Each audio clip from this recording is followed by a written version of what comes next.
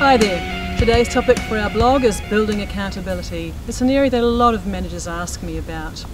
So from the motorcycle point of view, let's have a little think about that. Motorcycles these days are very fast, they have great brakes, and as for tyre group, it's superb. In fact, they're designed to be very stable and safe. Now, Steve Broggie from the Superbike School, which teaches riders how to go faster and safer around corners on racetracks, says that the number one cause of accident is not the bike or even the road surface nasties, it is interference from the rider. So how does this relate to getting your staff to be accountable? And this is why I love using motorcycling as a metaphor rather than the more common one which talks about getting all your people on the bus. People on the bus just puts them in too passive a role, and you're the driver. On motorcycles, everyone is their own driver or rider. You cannot ride each of your team's members' bikes for them, they have to do it themselves, of course. And how does this relate to building accountability?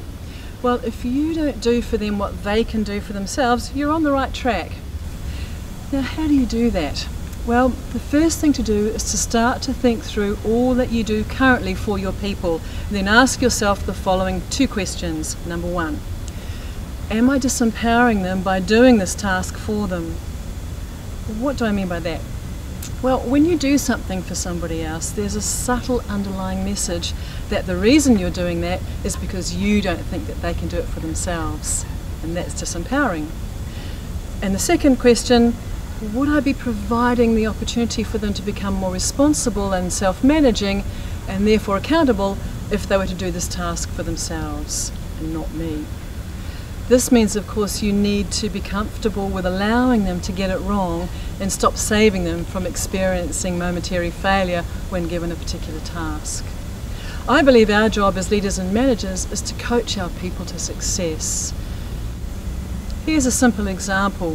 When you coach one of your people, do you take lots of notes and then send them an email of notes of what was discussed? Try this instead. By all means, take notes when you coach, but tell the staff member that they need to take their own coaching notes and send you a copy of them. Another area to consider is meeting deadlines. When your staff are falling behind in their workload, stop running to help them by doing it for them or taking it over. Teach staff how to reassess their ability to manage time and tasks at work and solve the problem for themselves. By all means, be a resource and a support for them, however. Another example is to have staff decide the best way to complete a task you set for them for themselves and then be surprised at the results. And a final example is to have them tell you how best to utilise the team to address any upcoming increased workload rather than you puzzling over it and telling them. They learn nothing by you doing it all for them apart from the fact that you will do it all for them, and that's rescuing or saving people. It's not growing them. So give this principle a go, be consistent with it, and step back and be amazed at how your staff can indeed step up and be more accountable. More on this topic next time. In the meantime, stay shiny side up.